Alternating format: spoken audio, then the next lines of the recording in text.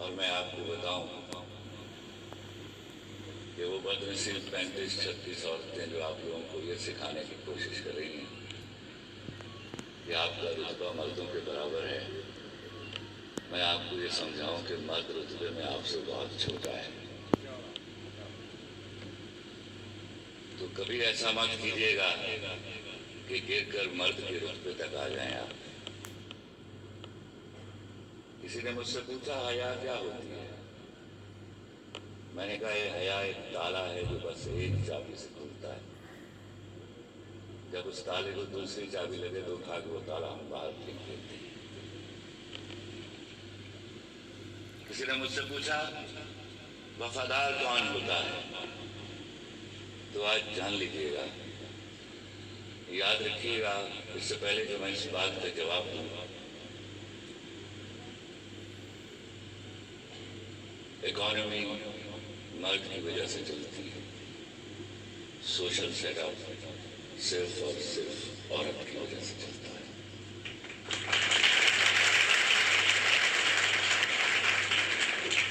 دنیا کی بزدل ترین اسپیشیز ہے مرد. ایک عورت کی مٹھی میں ہوتا ہے اس کا سارا وقار، سارا بھرم، ساری عزت اور آبرو. جب تک آپ کو مٹھی کھینچ کے رکھتی ہیں، مرد کی economic performance at its maximum ایف پہ چلی جاتی ہے. اور جو ہی مرد اپنی عورت کے حوالے سے انسیکیور ہوتا ہے تو اس کی ساری اکنامک ایکٹیویٹی لوئسٹ لیول پہ آ کے ہوتی ہے. تو کسی نے مجھ سے پوچھا یہ وفادار کون ہوتا ہے؟ میں نے کہا وفادار وہ ہوتا ہے جو جان بوجھ کر بے وفائی کے سب مواقع ضائع کر دیتا ہے. یاد رکھیے گا، بے وفائی کے سب سے زیادہ مواقع لڑکیوں کو میسر آتے ہیں، اور اللہ نے آپ کو انکار کرنے کی قابلیت دی ہوئی ہے. جس دن اس قابلیت سے گر جائیں گے آپ اپنے معیار سے گر جائیں گے. یہ تھی وہ پہلی باتیں جو میں چاہتا ہوں کہ میں کسی طرح کھول کر آپ کے کانوں میں ڈال دوں، اور آپ سے وابستہ ہونے والے مرد اسی تنتنے اور شان کے ساتھ باہر پھریں جس طرح میری آرزو ہے کہ میرے ہاں کا مرد جو ہے وہ پھرا کرے. مرد کے پاس صرف فزیکل پاور ہے جو آپ سے زیادہ ہے.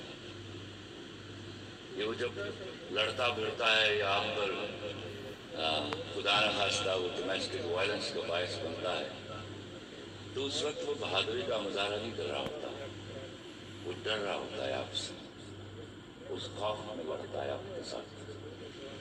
اور اس کا آسان طریقہ ہے، اس کا صرف ایک آسان طریقہ ہے کہ اس کو کسی بھی قیمت پر انسیکیور نہ ہونے چاہیے. وہ اکثر میں نے کسی زمانے میں اپنی دادی اماں کے ساتھ دادا صاحب جایا کرتا تھا تو میں بہت ساری لڑکیوں کو وہاں دھاگے باندھتے ہوئے دیکھتا تھا، کالے رنگ کی منتیں مان رہی ہوتی تھی. اور یہ مسکرانے کی باتیں نہیں ہیں، یاد رکھیے گا. میں آئی ایم گیٹنگ اپرچونٹی کہ میں آپ لوگوں کو کچھ ایسا دے جاؤں جو آپ کو عمر بھر یاد رہے، جو آپ کو کسی نے شاید نہیں پہلے بتایا. کل آپ کی شادیاں ہونے والی ہیں، اور یاد رکھیے جب کوئی لڑکی شادی کے حرم میں داخل ہوتی ہے تو وہ اپنے ہاتھ میں آنے والی ایک جنریشن کی ذمہ داری اٹھائے ہوتی ہے.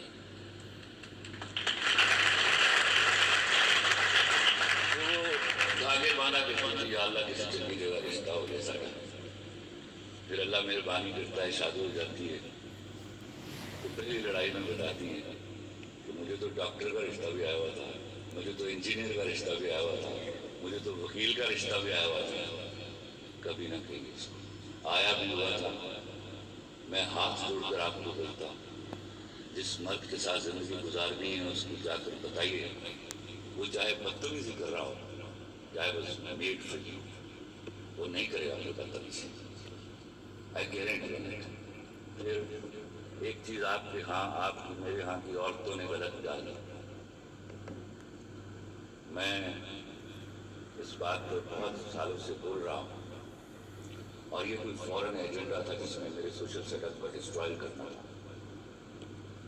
انہوں نے ساس بہو نند اس کا نام لے کر عورت کو گالی دی. آپ جب اپنی ساس کے بارے میں کبھی کسی عورت کو جب بات کر رہی ہو اپنی ساس کے خلاف تو کبھی اس سے پوچھے گا آپ کی ماں کسی کی ساس نہیں؟ اللہ کے واسطے جب آپ یہ سوچ کر مت جائیے کہ میں نے اپنی ساس کو فائٹ آؤٹ کرنا ہے، خدا نہ خواستہ وہ کوئی ڈائن ہے، یہ بلیو کر کے جائیے کہ وہ بھی ایک ماں ہے جس کے پاس آپ باقی کے 50-55 سال گزارنے کے لیے جا رہی ہیں. پرابلم کہاں آتا ہے؟ ابھی کوئی تالی نہ بجائیے، اس بات کو غور سے سنیے. آپ میں سے سب جو شادی شدہ ہیں وہ بھی اور جو نہیں شادی شدہ وہ جانتی ہیں بیٹے کی شادی پر بیٹے کے بعد سب سے زیادہ خوش اس کی ماں ہوتی ہے.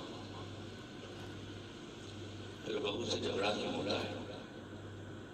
آپ جب اپنی سبھی ماں کے پاس ہوتی ہیں تو کوئی کام اس سے پوچھے بغیر نہیں کرتی. وہ آپ کو وجہ بے وجہ تھپڑ بھی مار دیتی ہے، تھوڑی دیر گزر کے آپ اس سے خود ہی جا کے معافی مانگ لیتی ہے اور منا دیتی ہے. لیکن خدا نہ خواستہ ساس اگر کوئی بات کر دے تو آپ مہینوں اس کا پیچھا نہیں چھوڑتے. اللہ کے واسطے اس بلیف کے ساتھ چاہیے کہ وہ بھی ماں ہے اور وہ ڈانٹ سکتی ہے. ایک دفعہ ڈانٹ سننے کی نہ خدا کی قسم دوسری دفعہ نہیں ڈانٹے. دوسری بات جب آپ اپنی ماں کے ہاں ہوتی ہیں تو کوئی بھی کام کرنے سے پہلے اجازت لیتا ہے. امی میں چلی جاؤں، امی میں وہاں چلی جاؤں. اب امی کی مرضی کو اجازت دیں یا نہ دیں، اور اگر آپ امی کی اجازت نہ دینے پر مان بھی جائیں تو وہ امی اس کا کوئی کریڈٹ نہیں دیتی. لیکن اگر یہی بات آپ اپنی ساس کو کہیں انسٹیڈ کہ اس کو اطلاع دیں کہ امی ہم جا رہے ہیں سنیما دیکھنے، اطلاع مت دو اس کو، کہیے امی ہم سنیما دیکھ رہے ہیں اور دعا کیجیے کو منع کر دیا اس دن باز آ جائیے گا. خدا کی قسم اگلی بار وہ کبھی آپ کو نہیں روکے گی اور پورے محلے کو بتائے گی کہ میری بہو تو میرے اشاروں پر نہ میں اس کو منع کر دوں تو کہیں جاتی نہیں.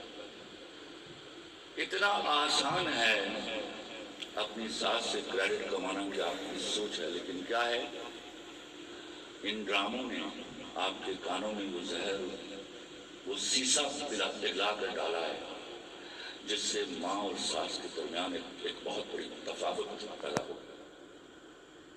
کتنی بار وہ پاگل ہے، کوئی آپ سے لڑے گا، آپ کو ڈانٹے گا، آپ کی بے عزتی کرے گا، یار آپ آگے سے چپ تو رہیں گے، آپ کے یہ سر ماتھے لگا جیسے آپ کہتے ہیں ویسے کر لیتے.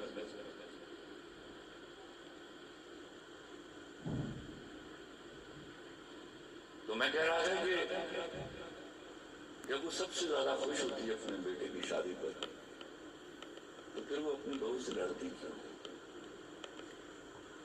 یہ $1,000,000 کوشچن کہیں میں نے لکھا اور ایک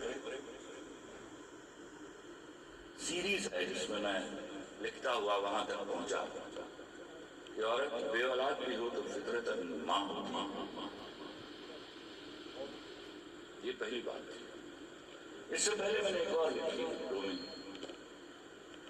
کہ جس گھر میں بیٹی پیدا ہوتی ہے، جس گھر میں بیٹی ہوتی ہے وہاں کبھی ماں نہیں ہوتی. بیٹی کی 100% عادتیں آپ کی ماں جیسی ہوتی. پھر میں نے لکھا کہ عورت بے اولاد بھی ہو تو فطرتاً ماں ہوتی. اب اس کو ایک سیریز میں سمجھنے کی کوشش کی کہ جس بیوی میں شوہر کے لیے ماں نہیں ہوتی وہ کبھی اچھی بیوی نہیں ہوتی. اب لڑائی ساس اور بہو کی نہیں ہوتی. وہ جو بیوی اپنے اندر ایک ماں لے کر آتی ہے شوہر کے لیے اس سے لڑتی ہے. اس ماں کو بجا کر رکھیں، اس کی سگی ماں کے سامنے چھپا کر رکھیں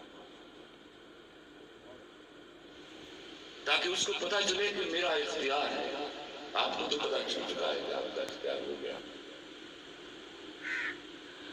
اپنی اس ماں کو اس کی سگی ماں سے بچا کر رکھیں۔ شوہر ہمیشہ کلٹی مارتے ہیں، جب شادی سے پہلے وہ ماں کے پاؤں دبا رہے ہوتے ہیں دڑا دڑا، جو ہی شادی ہوتی ہے وہ چپکے سے پتلی گلی سے نکل کر بیوی کے پاس بیڈ روم میں پہنچ جاتے ہیں۔ نہ، روک دیجیے اس کو بولیے جو تو پہلے کرتا رہا ہے اس سے اس خدمت کو 2-4 منٹ بڑھا دو، وہ تمہیں خود کہے گی کہ چل جاؤ تو تیرا انتظار نہیں کرنا۔ ٹرسٹ۔ اگر خدا نہ خواستہ آپ کو کسی پاگل ساس سے نہ واسطہ پڑ جائے تو وہ ساس بھی ٹھیک آپ کی ماں کی طرح ماں ہے، جس طرح وہ آپ کی بھابھی کی ساس ہے اسی طرح وہ آپ کی ساس ہے۔ یہ چند کلیے کی باتیں تھیں جو میں آپ کو سمجھا رہا ہوں۔ زندگی میں آپ کے پاس پورا شرعی اختیار ہے کسی کو پسند کر لینے کا، افیئر چلانے کا نہیں۔ اپنے سطر ڈھانپ کے رکھیے۔ بشرا رحمان صاحبہ نے ایک بڑی خوبصورت بات کی تھی، I read it in 1984۔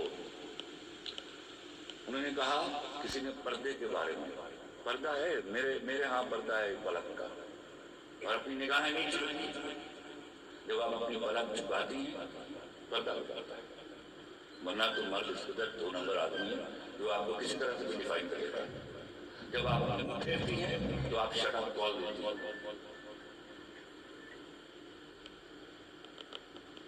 تو یاد رکھیے کوئی پسند آ جاتا ہے اور پہلے میں اپنے ملک کے باتوں سے ہاتھ جوڑ کے کہا کرتا ہوں کہ آپ کو غلط بتایا کسی نے کہ آپ کے ساتھ مرنے کے بعد پہلا سوال کون سا ہوگا، یہ مولویوں کے بتائے ہوئے دین ہے۔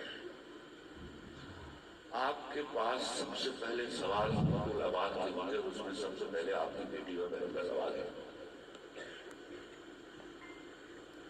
میرے سوشل سیٹ اپ کی سب سے بڑی پرابلم ہے کہ لڑکی کو آنن فانن رات کو کالج کا کام کر کے سوئی ہے اور اس کو جگایا جاتا ہے، تیرے ابا جی بلا رہے ہیں، وہ آ جاتے ہیں اور ابا جی بتاتے ہیں پتر تمہیں تیرا فلاں بڑا رشتہ دار ہے نا، اس نے تیری گال طے کر دی۔ یہ کفر ہے جو میرے ہاں کے باپوں نے کیا اور اس کی وجہ سے ہم نے اپنے سوشل سیٹ اپ میں ڈسٹرائے کیا۔ شرعی طور پر پہلا رائٹ ہے آپ کا کہ وہ لڑکا جس سے شادی کی جا رہی ہے وہ آپ کو پسند ہو، اور اس بات پر یاد رکھیے گا، سہم جانا، ڈر جانا اور ابا کی منت نہ کرنا، سمجھانا آپ پر فرض ہے، ورنہ ابا اتنے بڑے گناہ کا ارتکاب کر رہے ہیں کہ جس کی سزا نسلیں بھگتیں گی۔ اپنی ماں سے کہیے، اپنے ابا کے ہاتھ جوڑیے، سمجھائیے، بغاوت مت کیجیے۔ بیٹیاں روٹھ جائیں، 2-4 دن کھانا نہ کھائیں تو ابا مان جائے گا۔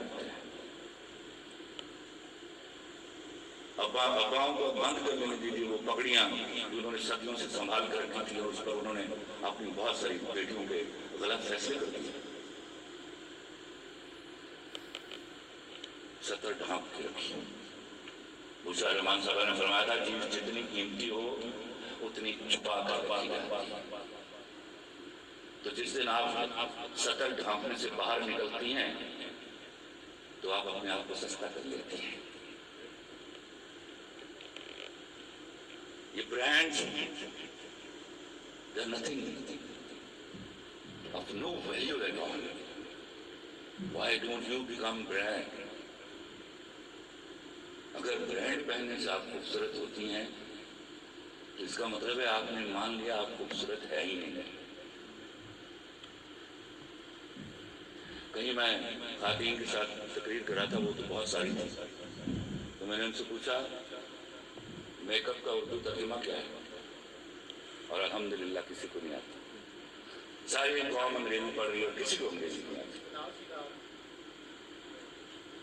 چند رٹے رٹائے فکرے ہیں جو 2-4 منٹ کے لیے فر بولتی ہیں، اس کے بعد انگریزی ختم ہو جاتی ہے۔ تو میں نے پوچھا میک اپ کا اردو ترجمہ کیا ہے، تو رومی کسی کو نہیں آتا۔ میں نے کہا میں آپ کو بتاؤں، میک اپ کا اردو ترجمہ ہے کمی، تو رومی کسی کو نہیں آتا۔ میں نے کہا میں آپ کو بتاؤں، میک اپ کا اردو ترجمہ ہے کمی پوری کرنا. کیا تو اس کا مطلب ہے جب آپ میک اپ تھوپ رہی ہوتی ہیں تو کیا کر رہی ہوتی ہیں؟ آپ پہلے تو یہ مان رہی ہوتی ہیں کہ تانور آپ نے غلط بنایا. Don't tell it. اس نے ایک تصویر خوبصورت بنائی. والمصور ہے، کوئی مصور پوری تصویر نہیں بناتا. یہ ہمارا فریم آف ریفرنس ہے جس سے ہم جج کرتے ہیں کہ یہ فلاں کم صورت ہے، فلاں خوبصورت. اس میک اپ کے لیے، اس سگار کے لیے بھی آپ کو ان کے لیے آئے کرتے گئے اور بتایا کہ کب کرنا ہے آپ نے میک اپ، کب سجنا سنورنا ہے. کہ میلاد، اب تو میلاد اور محرم کے میک اپ بھی لکھے ہوئے ہیں وہاں کہ میلاد کا میک اپ، محرم کا میک اپ. یہ تماشے ہو رہے ہیں میرے شہر میں. تیسری بات، یہ جو ہمارے ہاں کے باپ اور بھائی ہیں ان میں بہت ساری غلطی ہیں لیکن بڑی ایمانداری کے ساتھ پالتے ہیں آپ. ان کی عزت آپ کو جڑی ہوتی ہے آپ کے ساتھ. تو وہ جو بھیانک بد شکل اپنی منہ تیرا مذہب جن پڑھو لتا عورتیں ہیں ان کے جھانسے میں مت آئی. میں اپنے یہاں کے بابوں سے بھی کہا کرتا ہوں اور میں اپنے یہاں کے بھائیوں سے بھی کہتا ہوں، اللہ کے واسطے اپنی بیٹیوں سے اور بہنوں سے دوستی کیجیے. وہ آپ کا سر نہیں چھوڑتی. I guarantee I bet on it. ہمارے ہاں سب سے بڑی پرابلم کیا آتی ہے؟ باپوں کی اور بھائیوں کی، بیٹیوں اور بہنوں سے دوستیاں نہیں ہوتی. بیٹا آگے بتائے نا مجھے فلاں لڑکی سے محبت ہو گئی تو ابا اور امی شرماتے پھرتے ہیں، بلش نظر آتے ان کے گالوں میں. یہ بات اگر آ کے بیٹی بتا دے تو فوراً غش پڑ جاتے ہیں، فوراً صندوق سے پرانی پگڑیاں نکل آتی ہیں. کبھی نہیں.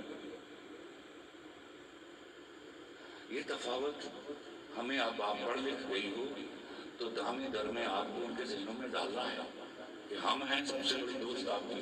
اور ایونچولی ایک گواہ ہے جن کے لیے دعائیں مانگتے ہیں بیٹے، بیٹوں کے لیے وہ کبھی کام نہیں آتے.